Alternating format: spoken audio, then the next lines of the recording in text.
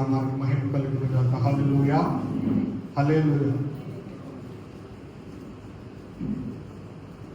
అందరూ బాగున్నారండి? యేసయ్య దయ వల్ల మనందరం కూడా ఆయన హస్తాల కింద బాగున్నాం. ఈరోజు ఒక ప్రత్యేకమైన అంశం మీద మాట్లాడాలని దేవుడు నాకు ప్రేరేపణ దయచేశాడు. దానికోసము మీకు ఒక ప్రశ్న వేస్తాను. అందరూ ఖచ్చితంగా చెప్పాలి. కూర్చున్న ప్రతి ఒక్కరూ ఆ యొక్క మాటకు జవాబు ఇవ్వాలి. భార్య సలహా, జాగ్రత్త వినాలి. భార్య సలహా భర్త క్షేమమా అండి? చెప్పాలి. భార్య ఇచ్చే సలహా లేకపోతే మాట సహాయము భర్తకు క్షేమం అంటారా, క్షేమం కాదంటారా? క్షేమం అంటారు. బైబిల్లో కొంతమంది స్త్రీలను లేకపోతే భార్యలను చూపిస్తాను. వారు ఇచ్చిన సలహాను బట్టి భర్త క్షేమంగా ఉన్నదా లేకపోతే నష్టం కలిగిందా అని ఈరోజు కొన్ని విషయాలు మనం ధ్యానం చేద్దాం. నేను అడిగిన ప్రశ్నకు భార్య ఇచ్చే సలహాను బట్టి భర్తకు క్షేమం కలుగుతుందంటే కొన్ని సందర్భాలది క్షేమమే, అది దేవునికి అనుకూలమైనట్లుగా ఉంటుంది, క్షేమమే. కానీ కొన్ని సందర్భాల్లో సొంత లాభాల కోసం ఇచ్చే సలహా అది భర్తకు నాశనాన్ని తీసుకొస్తుంది, లేకపోతే నష్టాన్ని కూడా తీసుకొస్తుందని కూడా స్త్రీలు గమనించాలి. కాబట్టి భార్య ఇచ్చిన సలహాను బట్టి అండి, భార్య ఇచ్చిన సలహాను బట్టి బైబిల్లో కొంతమంది భర్తలు పడిపోయారు, లేకపోతే పాడైపోయారు. అలాగే మరికొంతమంది భార్య ఇచ్చిన సలహాను బట్టి భర్తలు మేలులు కూడా పొందుకున్నారు. మొదటిగా మనము అవండి భార్యలు ఇచ్చిన సలహాను బట్టి నష్టాన్ని పొందిన వారు ఎవరో కొంతమందిని మనము జ్ఞాపకం చేసుకుందాం. అయితే బైబిల్లో ఒక మాటను మనం చూసాం. సామెతల గ్రంథం 31వ అధ్యాయంలో 10వ వచనంలో ఒక మాట ఉన్నది. చదవండి. గుణవతి అయిన భార్య దొరుకుట అరుదు, అట్టిది ముత్యము కంటే అమూల్యమైనది. మరి ఒక మాటలో ఉంటది, జ్ఞానవంతురాలు తన ఇల్లును కట్టును, మూడురాలు ఏం చేస్తుంది? తన చేతులతో దానిని పెరికి వేస్తాదని బైబిల్లో ఉన్నది. గుణవతి అయిన భార్య దొరుకుట అరుదు అంట. ఎవరికి అరుదు? భర్తకి అరుదు. గుణవతి అయిన భార్య దొరుకుట భర్తకి అరుదు. అది దొరికితే ముత్యము కన్నా శ్రేష్టమైనది, అమూల్యమైనది అని బైబిల్ చెప్తూ ఉన్నది. కానీ ఈనాడు కొంతమంది స్త్రీలు ఎలా ఉన్నారంటే అండి, అమూల్యమైన వారిగా ఉన్నారా? ఈ మధ్య వార్తలు మనం చూస్తే ఎన్నో విషయాలను చూస్తే మనం భయం వేస్తా ఉంది అండి. పిల్లలు మనం గమనించాలి. జ్ఞానవంతులు ఏం చేస్తారు? ఇల్లు కడతారంట. మూడులు ఏం చేస్తారంటే వారి యొక్క సొంత గృహాలనే పీకి పందిరి వేస్తారు అని మనం చూస్తా ఉన్నాం. కాబట్టి భార్య ఇచ్చే సలహాను బట్టి ఎవరు నష్టపోయారో కొంతమంది వ్యక్తుల బైబిల్ మనం జ్ఞాపకం చేసుకుందాం. మొదటిగా ఏమిటి? ఆదాము భార్య సలహా. ఆదాము భార్య సలహా. ఈ ఆదాము అవ్వ ఎవరంటే బైబిల్లో లేకపోతే ఈ సృష్టిలో మొదటి దంపతులు, మొదటిగా చేయబడిన భార్య భర్తలు. అయితే ఆదాముకి అవ్వ ఏమి సలహా ఇచ్చింది అని మనం గమనిస్తే, పాము అనగా సర్పము ద్వారా ఒక మాట విన్నది అవ్వ. మీరు ఆ ఫలము తింటే మీరు ఏమైపోతారు? దేవదూతలు అయిపోతారు అని చెప్పి మోసపూరితమైన మాటల ద్వారా హవ్వను మోసం చేసింది సర్పం. ఆమె తినడం మాత్రమే కాదు, ఆమె సర్పము మాట వినడం మాత్రమే కాదు, కానీ ఆ ఫలాన్ని ఏదైతే తిన్నదో లేకపోతే ఆ తిరిగిన ఫలంలో సగము తీసుకొచ్చి ఎవరికి ఇచ్చిందంటే ఆదాముకి ఇచ్చింది. ఆదాముకి ఇవ్వడం ద్వారా ఆయన కూడా తిన్నాడు. తర్వాత ఏదేను తోటలో నుండి బయటికి త్రోసివేయబడ్డాడు. ఈ ప్రపంచంలోనికి ఏం వచ్చిందంటే పాపము అనే పదార్థం వచ్చింది. పాపం ఎవరి ద్వారా వచ్చింది అంటే దేవుడు సృష్టించిన ఆ మనుషుల ద్వారానే వచ్చింది. ఈ పాపము ఎవరి ద్వారా బయటకు తీయబడిందంటే స్త్రీ ద్వారా బయటకు వచ్చింది. స్త్రీ మాట విన్న భర్త స్త్రీ మాట విన్న తర్వాత ఏం జరిగింది? నష్టం వచ్చింది, పాపంలో పడిపోయాడు. తర్వాత ఈ ప్రపంచము సమాజంలోకి ఏమొచ్చిందంటే పాపము వచ్చింది. దానికోసమే ఆదికాండము 3వ అధ్యాయము 17వ వచనంలో ఇలా ఉంటది. ఆదికాండం 3వ అధ్యాయము 17వ పేజీ నంబరు 3. ఆయన ఆదాముతో నీవు నీ భార్య మాట విని చాలు. ఇక్కడ ఆయన అంటే ఎవరు? దేవుడు. ఆదాముతో అంటున్నాడంట, నీవు నీ భార్య మాట విని తినవద్దని నేను నీకు ఆజ్ఞాపించిన ఫలవృక్షములను తింటివి గనుక నీ నిమిత్తము నేల శపింపబడి ఉన్నది. ప్రయాసతోను నీవు బ్రతుకు దినములన్నీ దాని పంట తిందువు. ఏమండి, నీవు నీ భార్య మాట విన్నావు, తినవద్దని నేను నీకు ఆజ్ఞాపించిన ఆ వృక్ష ఫలము నువ్వు తిన్నావు. నువ్వు తిన్న దాన్ని బట్టి భూమి ఏమైపోయింది? శపింపబడింది. నువ్వు బ్రతికే సంవత్సరములన్నీ కూడా, లేకపోతే నువ్వు బ్రతికే రోజులన్నీ కూడా ప్రయాసతోను భారముతోను భూమి మీద నువ్వు బ్రతుకుతావు అని దేవుడు ఆదాముతో చెప్పాడు. అంటే అవ్వ ఏం చేసింది? చెప్పుడు మాటలకు అవకాశం ఇచ్చింది. ఎవరు చెప్పిన మాటకు? సర్పము చెప్పిన మాటకు ఏం చేసింది? చెవి యొక్కింది. అంటే చెప్పుడు మాటలు వినేవారు చాలా మంది ఉన్నారు. ప్రియ సహోదరి సోదరుడా, ఈ రోజుల్లో భార్యాభర్తలు సరిగ్గా ప్రేమగా అన్యోన్యముగా జీవిస్తూ ఉన్నప్పుడు చుట్టూ ఉన్నవారు కొంతమంది చూడలేక వారి మధ్యన ఏం చేస్తూ ఉంటారు? చెప్పుడు మాటలు చెప్తూ, నీ భార్య అలాగా, నీ భర్త ఎలాగా, నీ భర్త ఏం చేస్తా ఉన్నాడో నీకు తెలుసా? నీ భార్య ఏం చేస్తుందో నీకు తెలుసా? సంపాదించినంత ఎవరిని పెడుతున్నాడో తెలుసా? ఇలాంటి మాటలు మూడో వ్యక్తి ద్వారా వస్తే చెప్పుడు మాటలు వినటం ద్వారా నాశనాన్ని కొని తెచ్చుకుంటారు అండి. ఈ సర్పము చెప్పిన చెప్పుడు మాటలకు అవ్వ ఏం చేసింది? చెవి యొక్కింది. లేదు, నా దేవుడు అన్ని తినమన్నాడు, ఈ వృక్షానికి పండిన పంటను మాత్రము లేదా ఆ ఫలాన్ని మాత్రము ముట్టవద్దని ఆజ్ఞాపించాడు. దేవుని మాటకు మేము చెవి యొగ్గాము, దానిని మేరము అని సర్పానికి చెప్పి ఉంటే బాగుండేమో. కానీ అవి ఏం చేసింది? చెప్పుడు మాటలకు అవకాశం ఇచ్చింది. వెంటనే ఆ ఫలాన్ని తిన్నది. ఆ తిన్న ఫలాన్ని సగం తీసుకొచ్చి భర్తకి ఇచ్చింది. భర్త తినడం ద్వారా వారు శపించబడ్డారు. ప్రియ సహోదరి సోదరుడా, కాబట్టి భార్య మాట కొన్ని సందర్భాల్లో భర్త దేవుని మాటకు అనుకూలంగా ఉందో లేదో యోచించి ప్రవర్తించాలంట. దీంట్లో మనము వినవలసిన విషయం ఏంటంటే, భార్య మాట వినడం తప్పు కాదు, కానీ అది దేవుని మాటకు వ్యతిరేకమైనప్పుడు అది తప్పే. దేవుని మాటకు వ్యతిరేకమైంది. ఇక్కడ దేవుడు తినవద్దు అన్నాడు కాబట్టి అది ఏం చేయాలి? అది మంచి అయినా చెడైనా మనం ఏం చేయాలి? దేవుడు వద్దన్నారు కాబట్టి మనం అది వదిలేయాలి. కానీ దేవుడు వద్దన్నప్పటికీ కూడా మనము కావాలి అని కోరి తెచ్చుకుంటే మనము శపించబడతామని ఈ ఆదాము హవ్వ విషయంలో మనం చూస్తూ ఉన్నాం. మొదటిగా ఆదాము భార్య ఇచ్చిన సలహా వల్ల ఆదాము శపింపబడ్డాడు. ఆయన శపింపబడ్డం మాత్రమే కాదు, కానీ భూమి మీద ప్రయాసతోనూ భారముతోనూ వారు బ్రతికే దినాలన్నీ కూడా శపింపబడ్డాయంట. ప్రియ సహోదరి సోదరుడు, బైబిల్లో మరి ఒక మనిషిని మనం చూద్దాం, మరి ఒక వ్యక్తిని. రెండవదిగా ఎవరంటే అండి, హామాను భార్య సలహా. రెండవ వ్యక్తి ఎవరు? హామాను భార్య సలహా. ఈ హామాను ఎవరంటే అహష్వేరోషు రాజు యొక్క సన్నిహితుడు. రాజు సంస్థానంలో మంచి అధికారంలో ఉన్న వ్యక్తి ఈ హామాను. ఈ హామాను ఎటువంటి మనిషి అంటే యూదులకు వ్యతిరేకుడు, దేవుని పిల్లలకు వ్యతిరేకమైన వ్యక్తి, దేవుని పిల్లలను అతమార్చాలను చూసే వ్యక్తి హామాను. ఈ యొక్క యూదులు కాబట్టి వారి యొక్క ప్రాంతమునకు బానిసలుగా వెళ్ళారు. ఈ యూదులలో ఒక వ్యక్తి ఉన్నాడు, మొర్దెకై. ఈ మొర్దెకై ఎవరంటే ఎస్తేరుని పెంచిన పినతండ్రి ఈ యొక్క మొర్దెకై.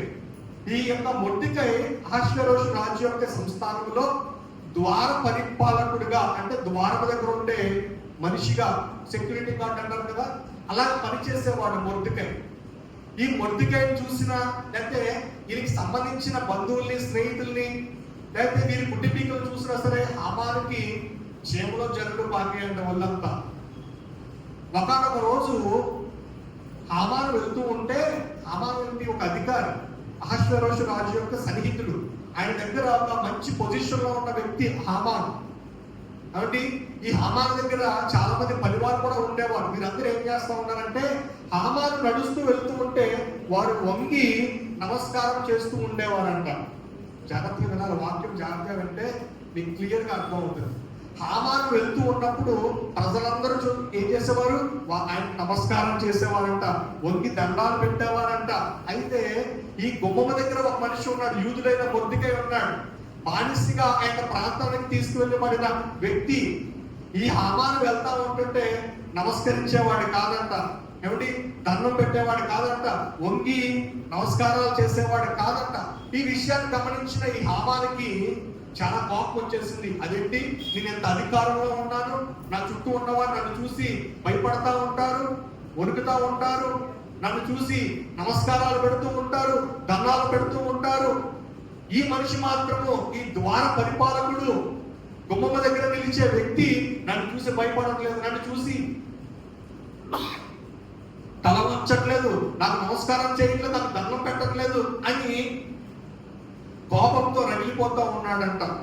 రగిలిపోతూ ఉన్న సమయంలో మీకు ఒక విషయం చెప్పాలి. ఈ యూదులు ఒక ప్రత్యేకమైన గుంపు. దేవుని ప్రజలు ఎలా ఉంటారంటే, ఏ మనిషికి కూడా తల వంచరంట, ఏ మనిషికి కూడా వంగి నమస్కారం చేయరు. యూదులు అనబడిన వారు దేవునికి మాత్రమే వారి నమస్కారం కానీ, లేకపోతే భయపడేది కానీ, వంగి దండం పెట్టేది కానీ ఎవరు చేస్తారంటే, వారు నమ్ముకున్న దేవుడని యెహోవాకు మాత్రమే వారు భయపడతారంట. ఇంకెవ్వరికి, ఏ మనిషికి కూడా వారి నమస్కారము పెట్టరు. యూదుల్లో ఉన్న ప్రత్యేక గుణం అది. మనమైతే ఏం చేస్తాం, ఎవరిని చూసినా సరే భయపడిపోతే చేతులు కట్టేసుకుంటా ఉంటాం. కాబట్టి దేవుడికి తప్ప అందరికీ భయపడతాం మనమైతే. కానీ యూదులు అలా కాదు, దేవుడి బిడ్డలు అలా కాదంట. దేవుడికి తప్ప ఇంకే ఒక్కరిని కూడా చేతులు కట్టి నమస్కారం చేసేవారు కాదు, దండం పెట్టేవారు కాదు. అటువంటి మంచి గుణాలు ఉన్నటువంటి వ్యక్తి మొర్దెకై. ఆ మొర్దెకైని చూసి ఈయన కోపంతో రగిలిపోతా ఉన్నాడు. ఎవరు? హామాన్. ఇంటికి వెళ్ళాడంట. ఇంటికి వెళ్ళినప్పుడు ముఖం చిన్నపుచ్చుకొని ఉన్నాడంట. ఓ కోపంతో రగిలిపోతా ఉంటే భార్య వచ్చిందంట. ఏమైందయ్యా, ఎందుకు అంత కోపంగా ఉన్నావు, అంత ఉద్రేకంగా ఉన్నావు, ఏంటి నీకున్న బాధ ఏంటి, నీకు కలిగిన ఆ యొక్క చింత ఏంటి అని భార్య అడిగిందంట హామానుని. హామాను భార్యకు జరిగిందంతా చెప్పండి. అందరూ భయపడతా ఉంటారు. నాకు అహష్వేరోషు రాజు దగ్గర సంస్థానంలో నేను మంచి అధికారంలో ఉన్నాను, అక్క మొర్దెకై ఉన్నవాడు నాకు మాత్రం భయపడట్లేదు. ఎలాగైనా సరే వారి చేత నేను నమస్కారం పెట్టించుకోవాలి, ఎలాగైనా సరే వారిని హతమార్చాలి. ఆయన్ని మాత్రమే కాదు, వారి కుటుంబీకులని, వారి యూదులందరినీ కూడా నేను ఏం చేయాలి, హతమార్చాలి అని చెప్తే భార్య అంటుందంట, ఇదే నీ సమస్య, దీనికైనా అంత చిన్నపుచ్చేసుకున్నావు నీ ముఖము, అంత కోపంతో రగిలిపోతున్నావు, దీనికోసమేనా, ఒక కంగారు పడకు, నేను చెప్తాను, ఏం చెప్తాను అది చెయ్యి అని చెప్పి, కాబట్టి 50 మూరల అడుగుల ఎత్తు గల ఒక ఉరి కమ్మ తయారు చేయి, దాని మీద మొర్దెకైని మనము ఉరి తీద్దాం, ఒక తప్పుడు సాక్ష్యాన్ని రాజు దగ్గర చెప్పి, రాజు దగ్గర నుంచి తాకీదులు తెప్పించి ఆయన ఊరు ఎలాగైనా సరే తీయించేద్దాం అని తప్పుడు సలహా ఇచ్చిందంట హామానుకి భార్య.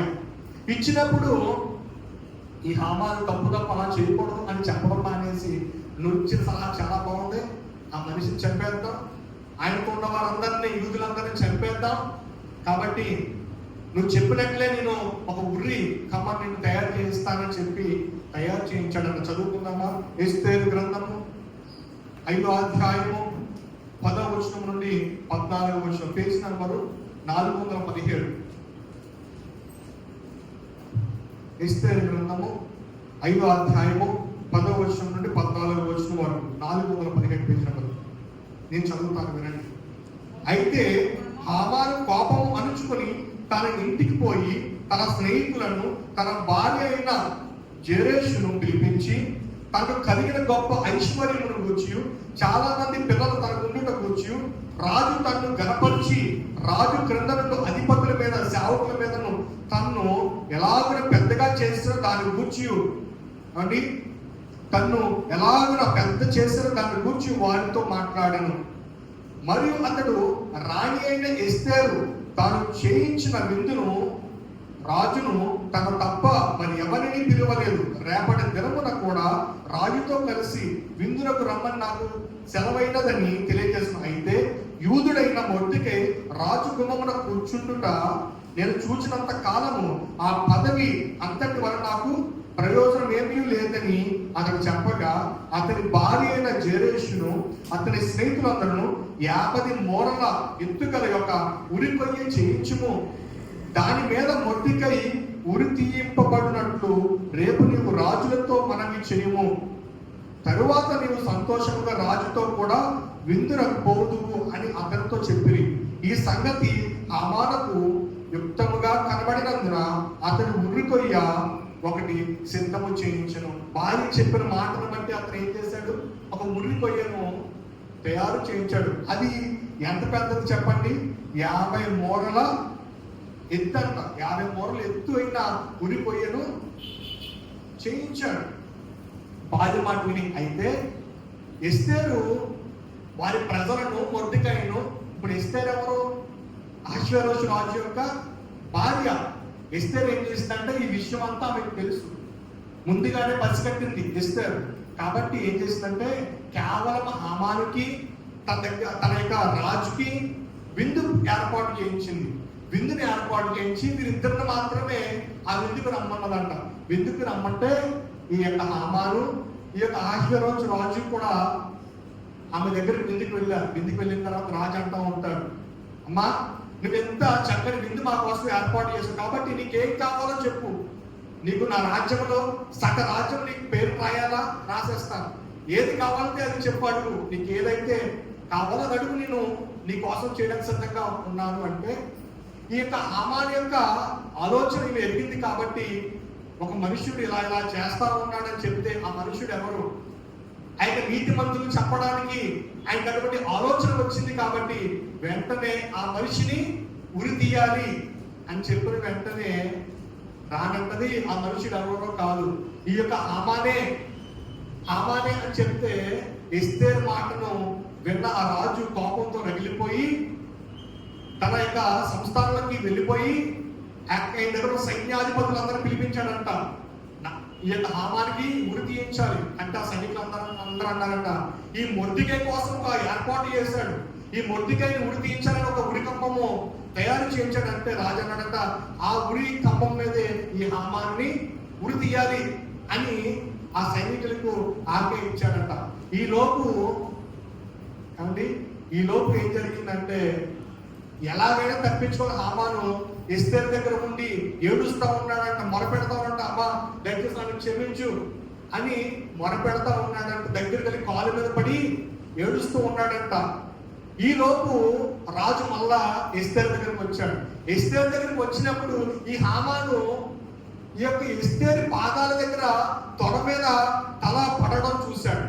పడడం చూసి వెంటనే నా భార్య దగ్గరికే నువ్వు ఎంత పాపం చేయడానికి వస్తావా అని చెప్పి వెంటనే అప్పటికప్పుడు ఆయన తీసుకువెళ్ళి ఉరికమ్మ ఎక్కించి ఉరి తీయించేశాడు. అంటే ఎవరు తీసుకునే గోతులో వాళ్ళే పడతారు. అంటే హామాను భార్య ఇచ్చిన సలహా ఏమనిచ్చింది? నువ్వు ఆ మొర్దెకైని ఉరికమ్మ మీద ఎక్కించి చంపించే అని చెప్తే దేవుడు ఏం చేశాడు? మొర్దెకైని తప్పించి ఎవరైతే తయారు చేయించారో తన భర్తనే హతమార్చాడు. కొన్ని సందర్భాల్లో అసూయతో కూడిన సలహా ఎప్పుడు కూడా నాశనానికి దారి చేస్తుందంట. అసూయ అంటే అందరూ నమస్కారం పెడుతున్నారు కదా, ఆ యొక్క మనుష్యుడు ఒక్కడు, ఆ జాతి ప్రజలు మాత్రమే నిన్ను నమస్కరించకపోతే నీకేమైనా హాని కలుగుతుందా? ఆ భార్య చెప్పిన మాటలకు చెవిలోకి హామాను ఏమైపోయాడు? మరణానికి పాత్రుడైపోయాడు. ప్రియ సహోదరి సోదరుల, మొదటి ఏం చెప్పాను? ఆదాము భార్య యొక్క సలహా గురించి చెప్పాను. ఆదాము భార్య ఇచ్చిన సలహాను బట్టి ఆదాము ఏమైపోయాడంటే శపింపబడ్డాడు. అలాగే హామాను ఇచ్చిన భార్య సలహాను బట్టి హామాను ఏం చేయబడ్డాడు?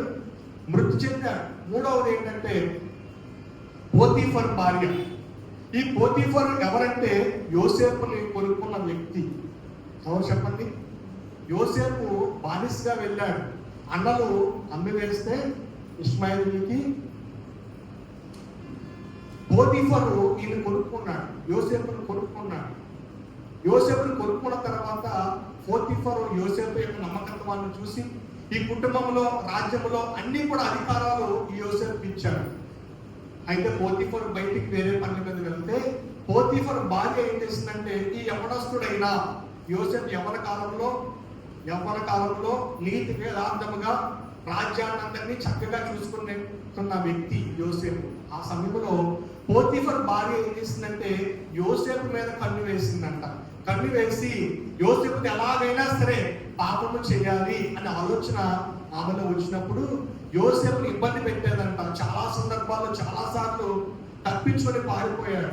అయితే ఒకానొక రోజున తన భర్త ఇంటిలో లేకపోవడంతో పోతీఫర్ భార్య ఏం చేసిందంటే యోసేపుని పిలిపించి తనతో పాపం చేయాలని చెప్పి బలవంతం చేసి గట్టిగా పట్టుకున్నప్పుడు యోసేపు ఏం చేశాడంటే, నాకు నీ భర్త ఈ యొక్క రాజ్యంలో అన్నింటి మీద అధికారం ఇచ్చాడు, కానీ నీ మీద నాకు మాత్రము అధికారం ఇవ్వలేదు, కాబట్టి ఇది దేవునికి వ్యతిరేకమైన కార్యము, మనం అలా చేయకూడదని పోతీఫర్ భార్య చెప్పినా సరే వినిపించుకోకుండా తనతో పాపము చేయాలని బలవంతం చేసినప్పుడు ఆయన ఏం చేశాడంటే ఆ చేతిలో నుండి తప్పించుకొని పారిపోతున్న సమయంలో ఆమె ఏం చేసిందంటే ఆయన యోసేపు యొక్క వస్త్రాలను కొన్ని చింపేసి పట్టుకొని అరుస్తూ ఉన్నదంట. సైనికులు పిలిచిందంట, తన భర్తను పిలిచిందని పోతీఫర్ రాగానే అంటుందంట, నువ్వు ఎంతో నమ్మకమైన ఈ హెబ్రీయుడిని మన ఇంట్లో తీసుకొచ్చి పెట్టావు, నన్ను పాపము చేయాలని చెప్పి ఒత్తిడి చేశాడు, నేను తిరస్కరించడంతో అతడు మన సన్నిధి నుండి పారిపోయాడు, కాబట్టి దానికి రుజువు ఏంటంటే ఇంకో అతని యొక్క బట్టలు నా దగ్గర చెప్పబడి ఉన్నాయి, ఈ చేతితో చూపించినప్పుడు వెంటనే పోతీఫర్ ఏం చేశాడు తెలుసా, ఈ నీతిమంతుడైన ఈ యొక్క హెబ్రీయుడు అనే ఆ యోసేపును పట్టుకుని జైల్లో పెట్టించేశాడు. ఈ యొక్క సత్యవంతుడైన యోసేపుని బలత్కారపు మాటలతో, అబద్ధపు మాటలతో పోతీఫర్కి చెప్పి జైలుకి పంపించేసింది. ఆదికాండము 39వ అధ్యాయము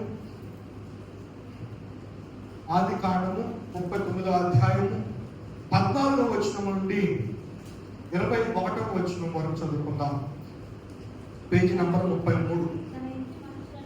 39వ అధ్యాయము ఆదికాండము 14వ వచనం నుండి 21వ వచనం వరకు. తన ఇంటి మనుషులను పిలిచి, చూడుడి, అతడు మనల్ని ఎగతాళి చేయుటకు ఒక హెబ్రీయుని మన యొద్దకు తెచ్చి ఉన్నాడు, నాతో శయనింపవలనని వీడు నా యొద్దకు రాగా నేను పెద్ద కేక వేసి, నేను బిగ్గరగా కేక వేయటం వాడు విని నా దగ్గర తన వస్త్రమును విడిచిపెట్టి తప్పించుకుని బయటకి పారిపోయినని వారితో చెప్పి అతని యజమానుడి ఇంటికి వచ్చే వరకు అతని వస్త్రము తన దగ్గర ఉంచుకొను.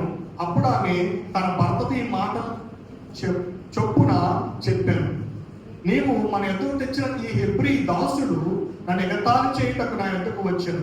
నేను బిగ్గరగా కేక వేసినప్పుడు వాడు తన వస్త్రము నా దగ్గర విడిచిపెట్టి తప్పించుకొని బయటికి పారిపోయాను. కాబట్టి అతని యజమానుడు ఇట్లు నీ దాసుడు నన్ను చేశానని తన భార్య తనతో చెప్పిన మాటలు వినినప్పుడు కోపంతో మండిపడి అతనిని పట్టుకొని రాజు ఖైదీని బంధింపబడి చెరసాలలో వేయించను. అతడు అక్కడ చెరసాలలో ఉండెను. అయితే యెహోవా యోసేపుకు తోడై ఉండి అతని యందు కనికరపడి అతని మీద చెరసాల అధిపతులకు కటాక్షము కలుగునట్లు చేసెను. ఏమండి, దేవుని యొక్క విశ్వాసముతో దేవుని వాక్యం యోసేపులో ఉన్నది కాబట్టి ఆ పాపములోకి పడిపోకుండా తప్పించుకొని పారిపోయినప్పుడు శ్రమలు వచ్చినాయి, కష్టాలు వచ్చినాయి, బాధలు వచ్చినాయి, చేయని తప్పుకి శిక్ష పడింది, జైల్లో వేయబడ్డాడు. అయినప్పటికీ కూడా విశ్వాసాన్ని కోల్పోలేదు యోసేపు. దేవుడు ఏం చేశాడంటే యోసేపు మీద కనికరపడి ఆయన చెరసాల అధికారులు కూడా ఏం చేశాడంటే మంచి మనసు కలుగ చేస్తాడు. ఎవరి పట్ల? యోసేపు పట్ల. కానీ పోతీఫర్ ఏం చేశాడంటే తన భార్య చెప్పిన మాటను విని అంటే చేయలేని పాపమును యోసేపు మీద అంటగట్టి నీతిమంతుడైన యోసేపుని ఏం చేశాడు?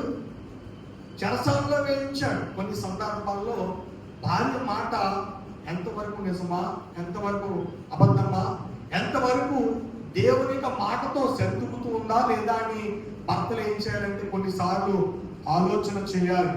పోతీఫర్ భార్య చెప్పిన మాటను వెంటనే వినేసి పోతీఫర్ ఏం చేశాడంటే యోసేపును పట్టించి చెరసాలలో వేయించాడు. కాబట్టి కొన్ని సందర్భాల్లో భార్యలు భర్తను గర్వపెట్టేలా కాకుండా అవమానానికి గురి చేసేలాగా ఏమండి ఉంటారు. వారికి ఏం తప్పదు, దేవుని తీర్పు తప్పదు. మొన్న నేను ఒక వాక్యాన్ని వింటా ఉన్నా. మాథ్యూస్ గారు తెలుసా? మన ఇటీవల మన రావుల పాలు కూడా వచ్చారు. మాథ్యూస్ గారు ఒక మాటను చెప్పారు భార్య భర్తల కోసం చెప్తూ అండి, భార్య భర్తల కోసం చెప్తూ భార్య కోసం చెప్తూ ఉన్నాడు. ఏమనంటే భార్య అంటా ఉంటుందంట, నేను చచ్చిపోతేనే ఈ మనిషి నా విలువ తెలుస్తుంది. ఏమంటది? నేను ఉన్నంత కాలం నా విలువ తెలియదు, నేను చనిపోతేనే నా విలువ తెలుస్తుంది. నేను ఎంతగా చేస్తా ఉన్నాను, ఎంత ప్రయాసపడతా ఉన్నాను, నా మాటే లెక్క చేయట్లేదు, నేను లేకపోతేనే నా విలువ తెలిసి చచ్చిపోతాను అని అంటా ఉంటుందంట. ఆయన చెప్తూ ఈ మాట సందర్భాన్ని అంటా ఉంటాడు అండి. ఆమె చనిపోయింది అనుకోండి, చనిపోయిన తర్వాత దినం ఉంటుంది కదా, దినం రోజునంట కొంతమంది ఈ బంధువులే, భర్త యొక్క బంధువులు లేకపోతే కుటుంబీకులు పెద్దలు అందరూ కూడా ఒక సంబంధాన్ని తీసుకుని వెళ్తారంట. ఎవరి దగ్గరికి? భర్త దగ్గరికి తీసుకువెళ్ళి, నీ భార్య ఎలాగ చనిపోయింది కాబట్టి నీకు బిడ్డలు ఉన్నారు, నీకు పని చేయాలి, ఇంట్లో వంట చేయాలి, నీ యొక్క పని పట్లని చూసుకోవాలి, కాబట్టి నీకు మంచి సంబంధం తెచ్చాం. ఇప్పుడు చనిపోయినా 10వ రోజు 11వ రోజు ఇంకో పెళ్లి సంబంధాన్ని తీసుకుంటారంట పెద్దలు. నష్టపోయేది ఎవరు? భర్తకు తెలిసి వస్తుంది, బిడ్డలకు తెలిసి వస్తుంది, నేను చనిపోతేనే తెలుస్తుంది అని భయపెడతా ఉంటారంటే కొంతమంది భార్యలు. ప్రియ సోదరుడా, ఆయన చెప్తూ ఈ మాటని, ఈ సందర్భాన్ని గుర్తు చేస్తూ ఉంటాడు. నువ్వు చనిపోతే నష్టము ఏమీ లేదు, కానీ దేవునికి లెక్క చెప్పాలి. ఎందుకంటే ఎవరైతే తన తాను హతమార్చుకుంటారో వారు వాయుమండలంలో తిరుగుతూ ఉంటారు, దయ్యాలైతే తిరుగుతూ ఉంటారు. అటు పర్వకానికి వెళ్ళలేరు, ఇటు నరకానికి రాలేరు. ప్రియ సోదరుడా, భార్యలు జాగ్రత్తగా వ్యవహరించారు భర్తలతో. మన రాజప్రకాష్ పాల్ గారు ఒక యవ్వన దంపతుల వివాహంలో మంచి సూత్రాలు చెప్తూ ఉన్నాడు. జాగ్రత్తగా ఉన్నారు. రాజప్రకాష్ పాల్ గారు జైపాల్ గారు చిన్న కుమారుడు. ఆయన ఒక వివాహం చేస్తూ భార్య భర్తలకు, నవ దంపతులకు ఒక సలహా ఇస్తూ ఉన్నాడు. భార్య అంట ఎప్పుడు కూడా భర్తను ఏం చేయాలి? గౌరవించాలి. ఎప్పుడు కూడా తన వివాహం చేసుకున్న మొదలుకొని చనిపోయేంత వరకు గౌరవించాలంట. కోపం వచ్చిందా? గౌరవంతో మాట్లాడాలంట. బాధ వచ్చిందా? గౌరవంతోనే మాట్లాడాలంట. ఒకవేళ దుఃఖం వచ్చిందా? గౌరవంతోనే మాట్లాడాలంట. ఏదైనా కోపము, ఉద్రేకం వచ్చిందా అయినా సరే గౌరవంతోనే మాట్లాడాలంట. ఏది చెప్పాలనుకున్న భర్తకి గౌరవంతోనే చెప్పాలంట. కాబట్టి అలా చెప్పినప్పుడంట భార్య భర్తల మధ్యన గౌరవం కేవలం భార్య చేయాలంటే కాదు కదా, భర్త కూడా చెప్పాడు. భర్త ఎలా ఉన్నాడు? శిరస్సు ఉన్నాడు కాబట్టి ఆయన గౌరవించాలి. భర్తలు ఏం చేయాలంటే భార్యను ప్రేమించాలంట. అన్ని విషయాల్లోనూ కూడా ప్రేమించాలంట. కోపం వచ్చిందా?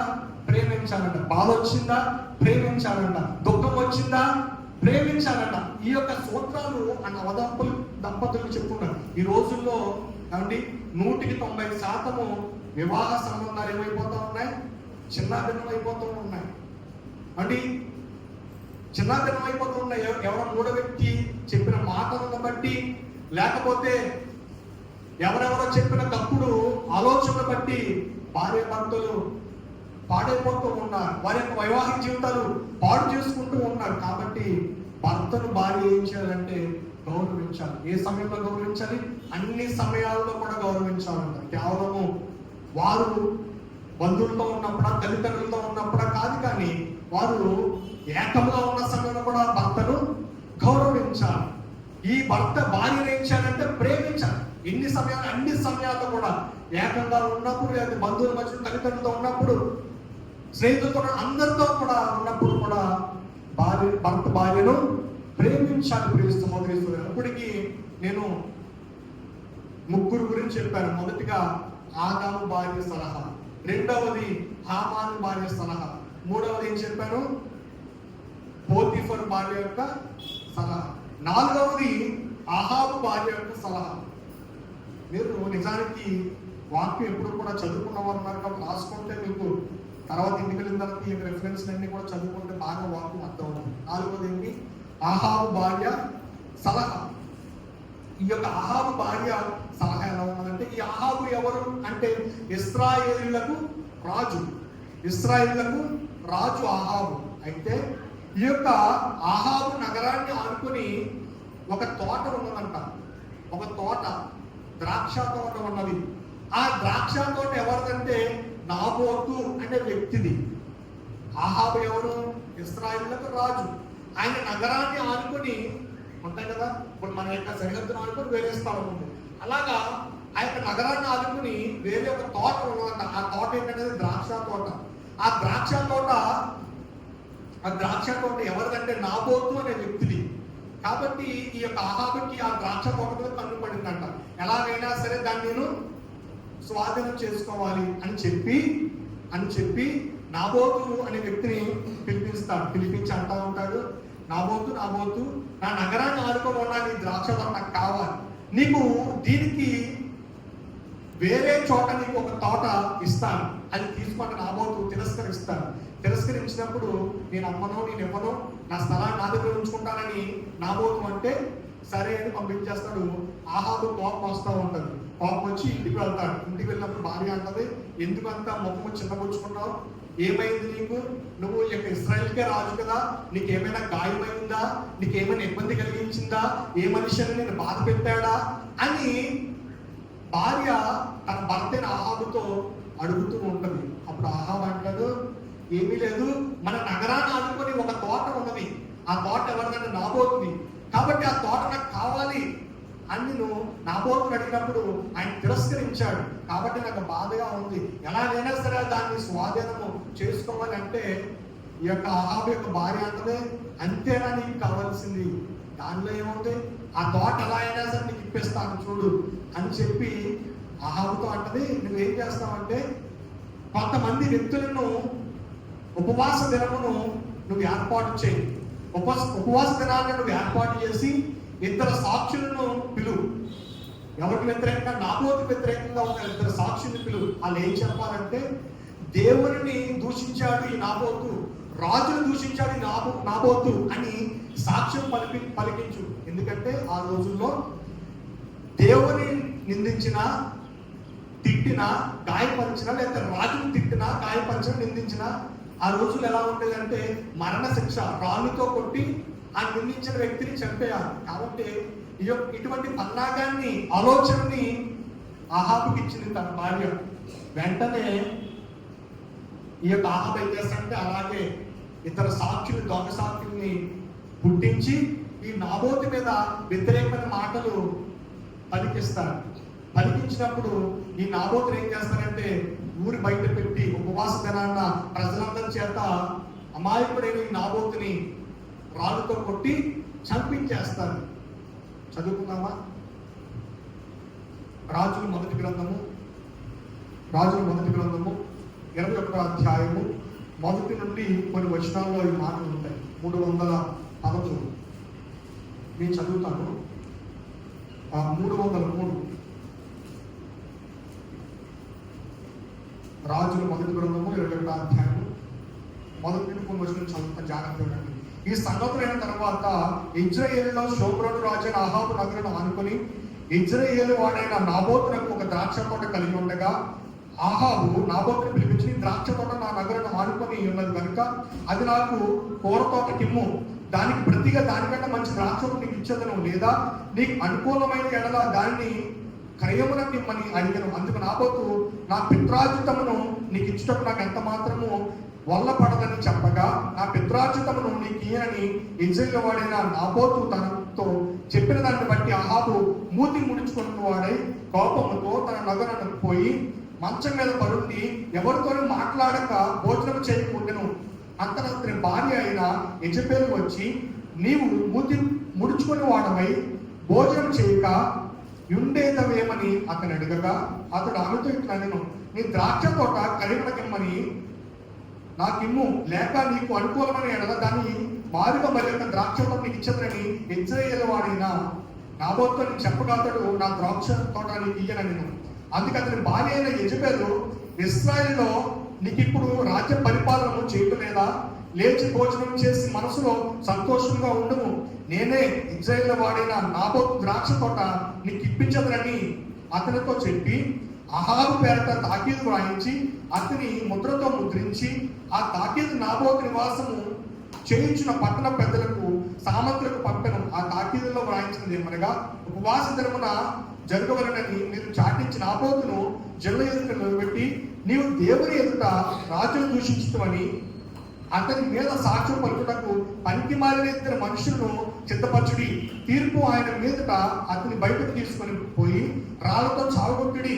అతని పట్టణపు పెద్దలు పట్టణంలో నివసించు సామంతులను యెజెబెలు తమ పంపు తాగిన ప్రకారము జరిగించి. చాలండి.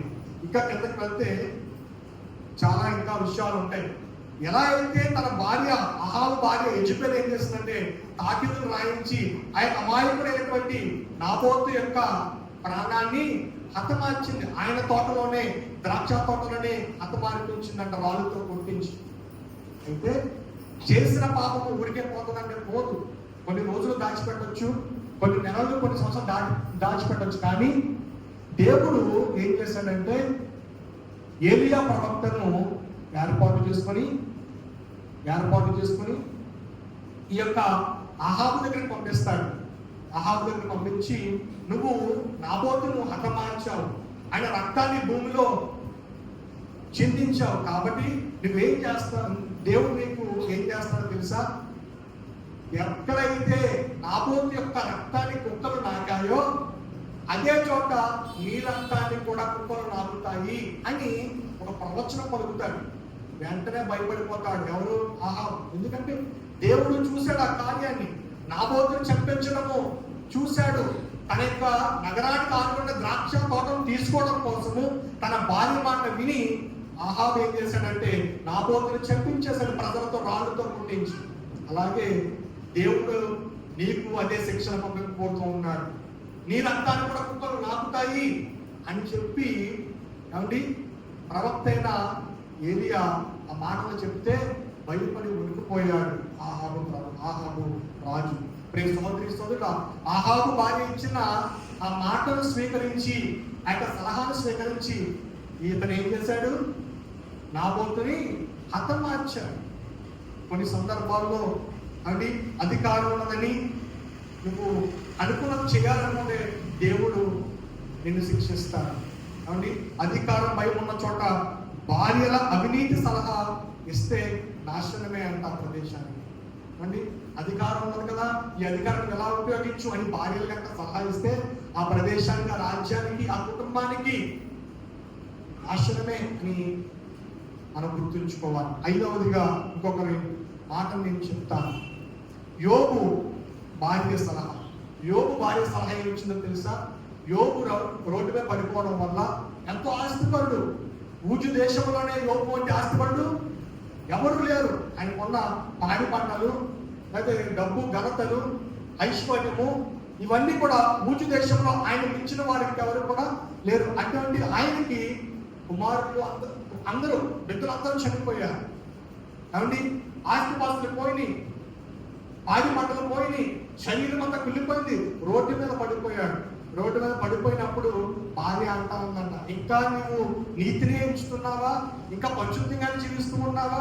కాదు, ఇప్పటికైనా సరే నీ నీతిని విడిచిపెట్టి దేవుని నిందించి చనిపో అని చెప్తే ఈ యొక్క యోబు ఏమంటారో తెలుసా? నువ్వు మూర్ఖ స్త్రీలా మాట్లాడుచున్నావేంటి? మనము దేవుని వల్ల కేవలము మేలును మాత్రమే పొందుకోగలమా, కీడుని అనుభవింప తగమా అని అంటాడంట. ఎంత మంచి మాట అండి. భార్య ఏమంటది, నువ్వు దేవుని నిందించి చనిపో అంటే భర్త యోగంటాడు, నువ్వు నేను మేలును అనుభవించడానికే తగ్గుతామా, కీడును అనుభవింప తగమా అని ప్రశ్న వేస్తాడు తన భార్యకి. కాబట్టి యోగు గ్రంథం 2వ అధ్యాయము 9-10 వచనాల్లో ఈ సందర్భం మనకు కనిపిస్తుంది. Page number 422. 422 2వ అధ్యాయము 9-10 వచనాలు.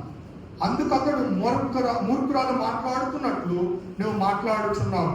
మనము దేవుని వలన మేలు అనుభవించుదమా, కీడును మనము అనుభవింపతగమా అనెను. ఆ సంగతిలో ఏ విషయమందును యోబు నోటి మాటతో నేను పాపము చేయలేదు. కష్ట సమయంలో భార్య సలహా తప్పుద్రోవ చూపినా భర్త ఎలా ఉండాలంటే దేవుని భక్తిలో నిలిచిన వాడైతే దేవుని అనుగ్రహము పొందుతాడు. ఈ యొక్క సందర్భంలో భార్య అయినా యోబు భార్య ఏం చేసిందంటే తప్పుడు సలహా ఇచ్చింది. దేవుని దూషించు, దేవుని నిందించు, దేవుని అవమానించు, అప్పుడు చనిపో అంటే యోబు అలా చేశాడా అంటే అలా చేయలేదు ప్రియ సహోదరి సహోదరులు. కాబట్టి దేవుని అనుగ్రహాన్ని పొందుకున్నాడు. తిరిగి పోగొట్టుకోవడానికన్నా రెట్టింపు ఘనతను దేవుడు ఆయనకి దయచేశాడు. ఇప్పుడు ఒక 5 చూపించాను. భార్య సలహా వల్ల అంటే పాడైపోయిన భర్తలను చూపించాడు. మొదటిది ఆదాము భార్య సలహా వల్ల, రెండవది అంటే ఆహాబు భార్య సలహా, మూడవది హామాను భార్య సలహా, అంటే నాలుగవది పోతీఫర్ భార్య సలహా, ఐదవది యోబు భార్య సలహాలు ఎలా ఉన్నాయో చూశారు. ఇప్పుడు 3 స్త్రీలు నేను చూపిస్తాను. వారు ఇచ్చిన సలహాను బట్టి భర్తల జీవితాలు మారినాయి. మొదటిది ఎవరంటే బెల్షెజర్ భార్య సలహా. బెల్షెజర్ ఎవరంటే చాలా దుర్మార్గుడు. దేవుని బిడ్డలను కాబట్టి హతమార్చిన వ్యక్తి బెల్షెజర్. కాబట్టి ఆయనకున్న రాజ్య అధికారాన్ని బట్టి దేవుని ఆలయంలో ఉన్న సామాగ్రిని అంతటిని దోచుకున్నాడు. దేవుని యొక్క ఆలయంలో ఉన్నటువంటి పరికరాలన్నీ కూడా స్వాధీనం పరుచుకున్నాడు. అయితే వీటన్నిటిని బట్టి గర్విస్తూ 1000 మంది ప్రజలతో ఒక విందుని ఏర్పాటు చేశాడు. ఈ బెల్షెజర్ అనే వ్యక్తి ఏం చేశాడంటే 1000 మందిని పిలిపించి ఒక విందుని ఏర్పాటు చేశాడు. ఆ విందులో ద్రాక్ష రసం త్రాగుతూ ఉన్నారు. కాబట్టి ఆయన కూడా బాల్యలు తాగుతూ ఉన్నారు, ఉపపత్తులు తాగుతూ ఉన్నారు. అయితే ఈ యొక్క బెల్షెజర్ యొక్క భార్య చాలా మంచిది. దేవుని యొక్క ఎడల మంచి విశ్వాసం కలిగిన ఈ యొక్క వ్యక్తి ఎవరు? బెల్షెజర్ యొక్క భార్య. ఈ యొక్క త్రాగుతున్న సమయంలో ఇతడు ఒక దృశ్యాన్ని చూశాడు. బెల్షెజర్ ఒక దృశ్యాన్ని చూశాడు. ఒక మనిషి యొక్క వ్రేలు ఆయన కూర్చున్న దగ్గర ఒక వ్రేలుతో ఒక రాతను రాసినట్లుగా చూశాడు. చూసి ఎంతమంది సామంతులను గారడి చేయవారిని లేకపోతే జ్ఞానవంతులను ఆయన రాజ్యంలో ఉన్న ప్రతి ఒక్కరిని పిలిపించి ఆ యొక్క రాతతో రాసిన ఆ యొక్క అర్థం ఏంటో తెలుసుకోవాలని చాలా మందిని పిలుస్తాడు. పిలిచినా సరే వారు ఎవరు కూడా ఆ వ్రాతకి అర్థం చెప్పలేకపోతారు. దాని యొక్క ఆ యొక్క వాక్యానికి అర్థం ఎవరు చెప్పలేకపోతే భార్య వచ్చి అంటది, అయ్యా మన రాజ్యంలో ఒక వ్యక్తి ఉన్నాడు. ఆ వ్యక్తి పేరు ఎవరంటే దానియేలు. ఈ యొక్క దానియేలు దేవుని భయం కలిగిన వ్యక్తి, ఎంతో సామాన్యుడు, సౌమ్యుడు. కాబట్టి ఆయనకి మంచి జ్ఞానం ఉన్నది. దేవుని దర్శనాన్ని ఆయన పొందుకున్నవాడు. కాబట్టి ప్రతి దానికి కూడా ఆయన అర్థాలు చెప్తాడు. ప్రతి కళలకు కూడా అర్థాలు చెప్తాడు. కాబట్టి ఆయన పిలిపించి అర్థాన్ని చెప్పించుకుందాం అని బెల్షెజర్ భార్య సలహా ఇచ్చినప్పుడు వెంటనే బెల్షెజరు ఏం చేస్తాడంటే ఆ యొక్క దానియేలుని పిలిపించుకొని దానికి తగిన అర్థాన్ని చెప్పించుకుంటాడు. ప్రియ సహోదరి సహోదరుడా, కాబట్టి భార్య మాట విన్నాడు. ఎవరు? బెల్షెజర్. దానియేలు గ్రంథము 5వ అధ్యాయము 736 పేజీ నంబర్.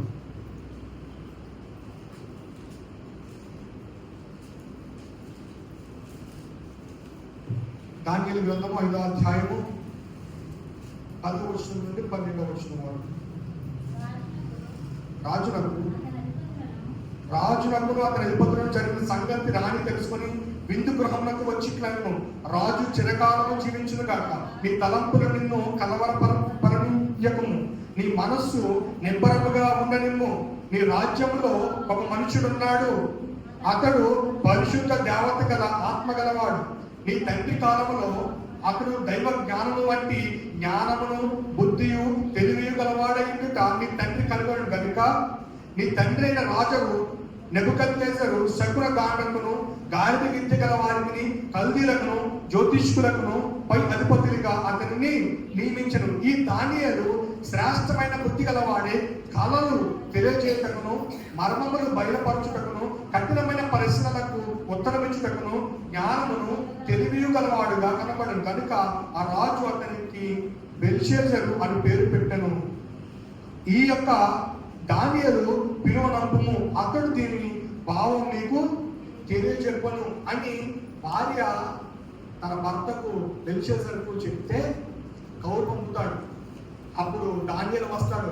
ఆ రాయించిన మెరేమెరేలో పార్సెల్ అనే మాటకు అర్థము వివరిస్తాడు.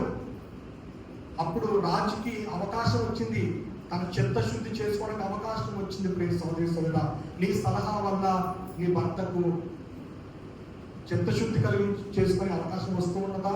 నీ యొక్క సలహా నీ యొక్క భర్తకు మేలు కలిగేస్తుంది. ఇందాక 31వ అధ్యాయంలో చదువుకున్న సామెత గ్రంథంలో ధనమును దాచిపెట్టంట ద్రాక్ష తోటను వేసింది భార్య. కానీ ఇందాక చదువుకున్న వాక్యములో ఏం జరిగింది? అహాబు భార్య ఏం చేసింది? అహాబు భార్య ఏం చేసిందంటే నాబోతు యొక్క ద్రాక్ష తోటను ఆక్రమించుకోవడం చూసింది. కానీ సామెత గ్రంథంలో మంచి భార్య ఎలా ఉంటుంది?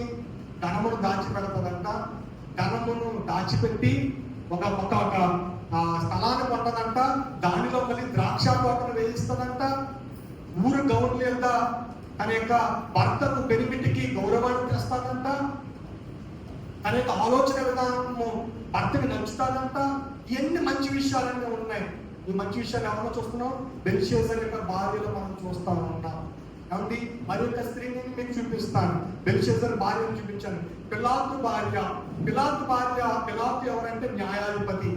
కాబట్టి యేసయ్యను అందరూ కూడా పట్టుకొని బంధించి పిలాతు ముందు ఉంచబెడితే పిలాతు భార్య వచ్చి అంటూ ఉందంటే పిలాతుతో, అయ్యా ఆ నీతిమంతుడైన మనుషులు ఏమి చేయొద్దు, ఆయన ఎటువంటి పాపము లేదు, ఎందుకంటే నేను కలలో దర్శనం పొందుకున్నాను, ఆయన ఎటువంటి పాపము లేదని నేను దర్శనం పొందుకున్నాను. కాబట్టి ఆ నీతిమంతుడు నువ్వు నిందించి గాయపరిచి తప్పుడు తీర్పు తీరిస్తే మన కుటుంబం క్షేమము కాదు. కాబట్టి ఆయన ఏమీ చేయదు, ఆయన్ని విడిచిపెట్టు, మంచి తీర్పు ఇవ్వని పిలాతుకు చెప్పిన మంచి వ్యక్తి ఎవరంటే పిలాతు భార్య.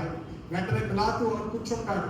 కూర్చొని ప్రవేశపెట్టినప్పుడు యేసయ్యను తీసుకొచ్చినప్పుడు ఆయన అంటాడు, ఈ నీతిమంతుని విషయంలో నాకేమీ కూడా తప్పు కనిపించట్లేదు, పాపం కనిపించలేదు, కాబట్టి ఇతడు నిర్దోషే అంటే ప్రజలందరూ అంటారు, లేదు ఇతడిని నువ్వు సిలువ వేయాల్సిందే, బందిపోటైన బర్బాన్ని విడుదల చేయవలసిందే, ఇతడు మాకు వద్దు అని చెప్పి బలవంతముగా సంతకం పెట్టేస్తారు పిలాతు చేత. అప్పుడు పిలాతు అంటాడు, ఈ నీతిమంతుని విషయంలో నాకు నా కుటుంబం మీదను ఈయన చిందించే రక్తము వలన మాకు ఎటువంటి హాని కలగకుండా అని చెప్పి చేతులు కలిగేసుకుంటాడండి. మంచి భార్య మంచి సలహాలు ఇస్తుంది అండి. మంచి భార్య ఏం చేస్తుంది? మంచి సలహాలు ఇస్తుంది అండి. హామాని భార్య ఏం చేస్తుందంటే మొర్దెకైని ఉరికమ్మ ఎక్కించాలని చంపాలని చూసింది హామాని భార్య. కానీ హామానే ఆ ఉరికమ్మ మీద ఎక్కి చనిపోయాడు. మీరు చదివిస్తున్నాడా? ఇక్కడ పిలాతు భార్య ఏం చేస్తుందంటే ఆ నీతిమంతుని విడిచిపెట్టు, యేసయ్యను విడిచిపెట్టు పిలాతు అని చెప్తే పిలాతు అదే విధముగా తీర్పు ఇచ్చాడు. కానీ ప్రజలైతే యేసయ్యను విడిచిపెట్టలేదు. మంచి భార్య మంచి సలహాలు ఇస్తారు. మత్తయి సువార్త 27వ అధ్యాయము 19వ వచనం, పేజీ నెంబర్ 29. మత్తయి సువార్త 27వ అధ్యాయము 19వ వచనం, పేజీ నెంబర్ 29. అతడు న్యాయపీఠ మీద కూర్చుని ఉన్నప్పుడు అతని భార్య, నీవు ఆ నీతిమంతుని జోలికి పోవద్దు, ఈ ప్రొద్దు ఆయన గూర్చి నేను కలలో మిక్కిలి బాధపడి తిని అతని యొద్దకు వర్తమానము పంపెను. ప్రధాన యాజకులను పెద్దలను బలపాలను విడిపించమని అడుగుటకును యేసుని సంహరించుటకును జన సమూహములను ప్రేరేపించింది. సోదరుడా, ఇక్కడ అధిపతి ఈ ఇద్దరిలో నేను ఎవరిని విడుదల చేయవలని మీరు కోరుచున్నారని వారిని అడుగగా వారు బరబ్బనేది. అందుకు పిలాతు అలాగైతే క్రీస్తు అనబడిన యేసుని ఏమి చేస్తారని వారిని అడుగగా సిలువ వేయమని వారు అందరూ చెప్పి అధిపతి ఎందుకు ఇతడు ఏ దుష్కార్యములు చేస్తారని అడుగుగా వారు సిలువేయమని మరీ ఎక్కువగా కేకలు వేసి పిలాతు అల్లరి ఎక్కువ వచ్చున్నదే కానీ తన వలన ప్రయోజనం ఏమీ లేదని గ్రహించి నీళ్లు తీసుకురమ్మని జన సమూహం ఎదుట చేతులు కడుక్కొని నీ నీతిమంతుని రక్తమును కూర్చి నేను నిరపరాధిని మీరే చూచుకునని చెప్పాను అండి. పిలాతు భార్య ఏం చేస్తుంది? పిలాతు భార్య ఏం చేస్తుందంటే మంచి సలహా ఇచ్చింది పిలాతుకి. అయితే ప్రజలందరూ ఏం చేస్తారు? యేసుని సిలువ వేయాలని కోరారు. ప్రియ సహోదరి సహోదరుడా, ఏమండి దీంట్లో మనం నేర్చుకోవాల్సిన విషయం ఏంటంటే భార్యలు దేవుని దృష్టిని కళ ద్వారా చెప్పగలరంట. అండి భార్యలకు ముందుగా దేవుడు ఏం చేస్తాడంటే కళను రప్పిస్తాడు, భర్తకు సలహాలు ఇచ్చే విధంగా ఉంచుతాడు. అయితే భర్తలు అది విని దేవునికి అనుకూలంగా ఉంది అని ఆలోచన కలిగినప్పుడు అది ఆశీర్వాదం అంట.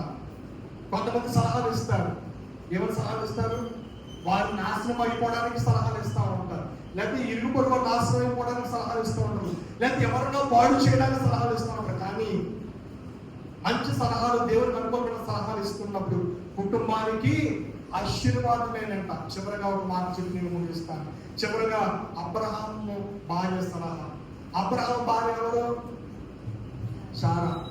శారా సలహా ఏం చెప్పిందంటే, అయ్యా నువ్వు హాగర్ని అలాగే ఇష్మాయేలుని మన దగ్గర నుంచి నువ్వు తోలివేయాలి. ఎందుకంటే మనకు కొడుకు పుట్టాడు, ఇప్పుడు ఇస్సాకే మన కొడుకు. కాబట్టి ఈ యొక్క హాగర్ పుట్టిన బిడ్డ మన దగ్గర ఉండకూడదు. హాగర్ని ఇష్మాయేలుని నువ్వు మన దగ్గర నుంచి త్రోసివేయి అన్నప్పుడు ఈయన వెళ్ళి దేవుడి దగ్గర మొరపెడుతూ ఉంటాడు, ప్రభువా ఈ యొక్క శారా ఏంటి పిల్ల అంటూ ఉంది అంటే దేవుడు అంటా ఉంటాడు, నువ్వు శారా చెప్పిన మాట విను, ఆలకించు. ఆదికాండము 21వ అధ్యాయము, ఆదికాండము 21వ అధ్యాయము 12వ వచనం నుండి 14వ వచనం వరకు. అయితే దేవుడు ఈ చిన్నవాడిని బట్టి నీ దాసిని బట్టి నువ్వు దుఃఖపడవద్దు, శారా నీతో చెప్పు ప్రతి విషయంలో ఆమె మాట వినుము, ఇస్సాకు వలన అయినది నీ సంతానం పడును. దేవునికి స్తోత్రం, హల్లెలూయా. ఎప్పుడైతే ఆగరను పుట్టిన బిడ్డను ఈ యొక్క మన యొక్క దగ్గర నుండి తోసివేయి బయటికి పంపించేసని శారా చెప్తూ ఉన్నప్పుడు అప్పుడు అబ్రహాం ఏం చేస్తాడు, ప్రభువా ఈ శారా మనసు మార్చు, ఈ శారా ఎలా మాట్లాడుతూ ఉంది, నా వల్లనే కదా హాగర్కి బిడ్డ జన్మించాడు, ఇప్పుడు పంపించామంటుంది ఏంటి అంటే దేవుడు అంటా ఉంటాడు, నీ భార్య చెప్పిన మాట నువ్వు విను. దేవుడు అప్పుడు అనగా సారి ఈ సందర్భంలో శారా అంటది, మనకి బిడ్డలు పుట్టట్లేదు కదా, మన దాసీన హాగర్తో కూడినప్పుడు నీకు బిడ్డలు పుడతారు, ఆమెతో సైనించు అని అబ్రహాముతో చెప్తే అబ్రహాము దేవుడు అడగల, ప్రభువా శారా ఎలా చెప్తూ ఉంది, నా యొక్క దాసితో నేను సంతానం కలుగు చేసుకోనా అని దేవుడు ప్రశ్నించలేదు, అడగలేదు. దేవుడి యొక్క ఆలోచన విధానం అప్పుడు కోరుకోలేదు. ఎప్పుడైతే ఈ యొక్క హాగర్ని తోసివే అని శారా చెప్తున్నప్పుడు దేవుడి దగ్గరికి వెళ్ళాడు అబ్రహాం. అప్పుడు దేవుడు అన్నాడు, శారా చెప్తూ ఉన్న మాట నువ్వు విను, ఆమె ఎలా చెప్తే అలా నడుచుకో అని చెప్పినప్పుడు ఏమండి ఈ అబ్రహాము ఆమె మాట విని హాగరును అలాగే ఇష్మాయేలును ఏం చేశాడు, వారి దగ్గర నుండి వేరే ప్రాంతములకు పంపించేశాడు. అప్పుడు పంపించేసిన తర్వాత దేవుడు ఏం చేశాడంటే అబ్రహాము సంతానాన్ని ఇస్సాకు సంతానాన్ని ఆశీర్వదించి ఈనాడు ఇశ్రాయేలును విస్తరింపజేశాడు. దేవునికి స్తోత్రం, హల్లెలూయా హల్లెలూయా. భార్య మాట దేవుని ఆజ్ఞకు సరిపోతే అది గొప్ప దీవెనంట. అండి భార్య మాట దేవుని మాటకు సరిపోతే అది కుటుంబానికి గొప్ప దీవెన. ప్రియ సహోదరి సోదరుడా, భర్తలు ఏం చేయాలంటే శ్రద్ధగా వినాలంట. భార్య చెప్పిన మాటలు శ్రద్ధగా వినాలంట భర్తలు. భార్యలు ఏం చేయాలంటే ఆ చెప్పే మాటలు ఆత్మీయంగా చెప్పాలి. దేవుని యొక్క వాక్యానుసారమైన మాటలుగా వారి ఆలోచన విధానము ఉండాలి. వీరిద్దరూ కలిపి ఎలా ఉండాలంటే దేవుని మాటే మార్గదర్శకంగా ఉంచుకోవాలంట. వీరిద్దరు ఆలోచన విధానం దేవుని మాటకు ఆధారముగా మార్గదర్శకంగా ఉండేటట్లు ఉండాలంట. కాబట్టి భార్యలు మనం ఏం చేయాలంటే మంచి సలహాలు ఇచ్చే వారంగా ఉండాలి. దేవునికి అనుకూలముగా, మన కుటుంబానికి ఆశీర్వాదముగా, మన కుటుంబానికి మేలుకరంగా ఉండే ఆలోచన విధానాలలో భర్తలకు ఇవ్వాలి. భర్తలు ఏం చేయాలో తెలుసా? ఆ చెప్పే భార్య సలహాలు దేవుని యొక్క మాటలకు సరితూగుతున్నాయా లేదా, లేకపోతే ఏదైనా హాని కలిగించే విధంగా ఉన్నాయా లేదా చూసుకొని వీరిద్దరూ కలిసి దేవునికి అనుకూలమైన నిర్ణయమును బట్టి ముందుకు సాగాలి. అటువంటి సాగే గుంపులో అనుకూలమైన నిర్ణయాలు తీసుకునే వారిగా భార్య భర్తలు ఉండాలని ఈ నా మాటలు ముగిస్తూ ఉన్నాను. ప్రార్థన చేసుకుందాం.